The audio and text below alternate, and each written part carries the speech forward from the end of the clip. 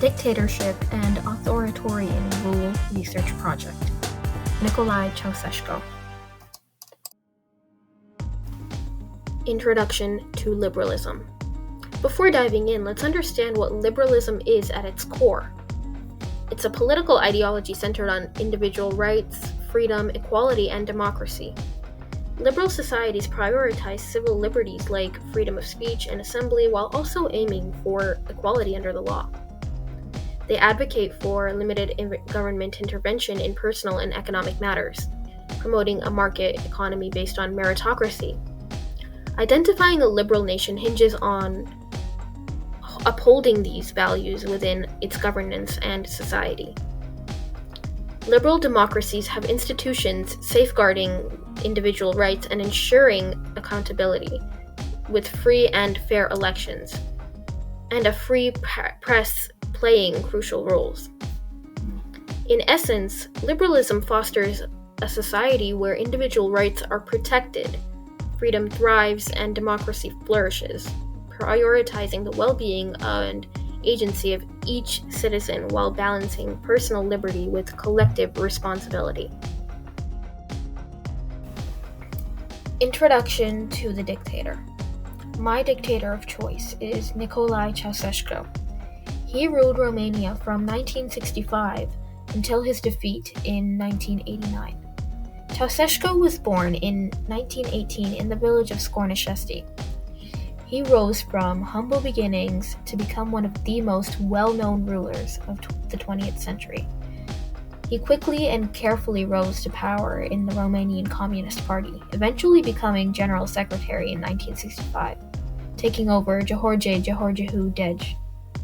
During his rule, Ceaușescu was very strict, oppressed the people he ruled over, and didn't care about liberal values at all. Let's learn more about the troublesome period when Ceaușescu was in charge. Nicolae Ceaușescu's rise to power. As Ceaușescu rose to the ranks of the Romanian Communist Party, he used clever political tactics and brutal eliminations of his opponents to get ahead. He became General Secretary of the party in 1965, which put him at the top of the party's power structure. Ceaușescu used internal party politics and tensions between factions to strengthen his power. By using a mix of favors, threats, and tricks, he was able to get ahead of his opponents, strengthening his power and setting the stage for his autocratic rule. Ceaușescu's rise to power was marked by ambition, opportunism, and a readiness to use Machiavellian strategies to get what he wanted. Life under Ceaușescu's regime. Now let's talk about what ordinary citizens did in their daily lives while Ceaușescu was in charge. The everyday existence of Romanians was difficult, even in spite of the regime's rhetoric.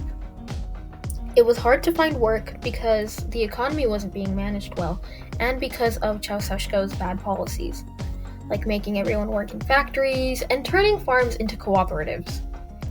It was very hard to get involved in politics because the Romanian Communist Party had complete control, and anyone who spoke out against them was punished quickly and brutally. For many, it was hard to get their basic needs like getting food, a place to live, an education, and medical care. Goods were usually rationed, which caused shortages of necessary items. Housing was often small and run down, and families were forced to stay in flats with way too many people. Underfunding and neglect in education and healthcare led to poor services and limited access for significant parts of the population. The oppressive regime of Ceaușescu meant that the average Romanian had to deal with daily difficulties and lack of showing how different the regime's words were from the harsh reality for its people. Individual rights. Under Nicolae Ceaușescu's harsh rule, people in Romania lost many of their basic rights, which made life very difficult. The Securitate, Romania's secret police, had a lot of power and could do whatever they wanted without getting in trouble. They kept a close eye on everyone, even in their homes, workplaces, and communities. This made everyone feel like they were being watched all the time, which was scary. The Securitate used harsh methods to stop anyone who disagreed with Ceaușescu or tried to go against him. They would arrest people for no good reason and keep them in prison without a fair trial. Sometimes they would even hurt or threaten people to make them obey.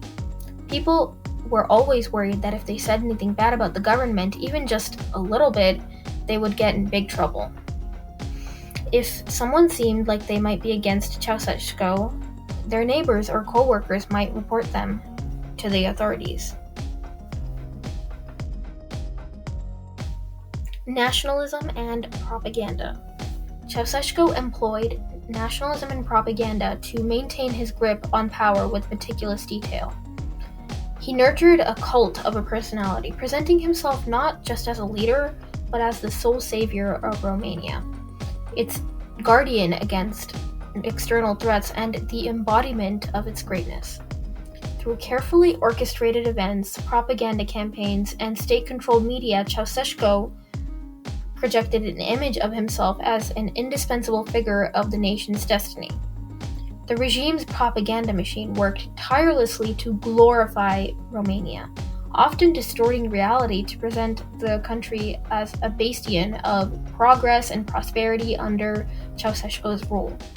Meanwhile, ethnic minorities, particularly Hungarians, were systemically scapegoated and vilified, depicted as enemies of the state.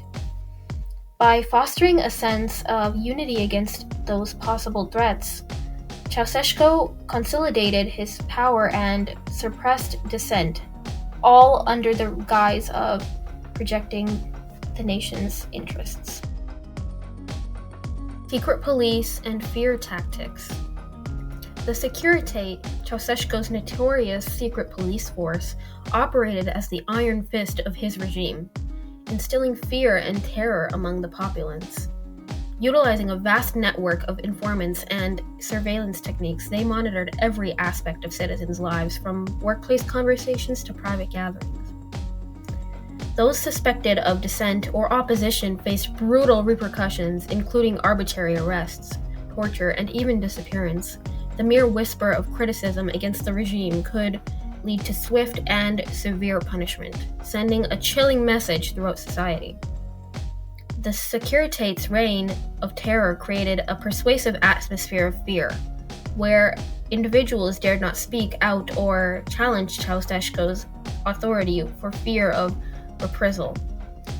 This culture of fear served as a potent tool for maintaining control effectively, quashing any potential threats of the regime, and ensuring unwavering compliance among the population. Total control of society. Ceaușescu was determined to gather all the power he could. He used the Romanian Communist Party to control everything in the country. This control wasn't just about politics. It reached into every part of people's lives. Ceaușescu made sure the Communist Party had all the power, so nobody else could challenge him. If anyone disagreed with him, they were quickly silenced using force and fear. There was a group called the Securitate that worked for Ceaușescu. They kept an eye on everyone, using spies to watch people and stop anyone who tried to oppose the government. People always felt scared and watched because they knew that they could get in trouble for saying or doing anything against the government. The government also controlled what people could hear and see. Newspapers, TV, and radio were all told what to say by the government. Schools and art were also controlled by the government, so they only taught things that supported Ceaușescu's ideas. Even small choices like where to live or what job to have were controlled by the government. People had very little freedom to make their own decisions. This strict control meant that people couldn't express themselves freely or have their own ideas. Conclusion: rejection of liberalism. In conclusion, Nicolae Ceaușescu's rule strongly disagreed with the ideas of liberalism. His government regularly ignored people's rights, stopped them from speaking freely, and took complete control over society. By using methods like controlling what people could say, spreading one-sided information, having secret police everywhere, and holding all the political power, Ceaușescu weakened the basis of democracy, fairness, and freedom valued in liberal countries. Ceaușescu's story shows us how dangerous unchecked power can be, and it reminds us why it's crucial to protect and promote liberal values. Thank you so much for joining me in this exploration of dictatorship and rejection of liberalism.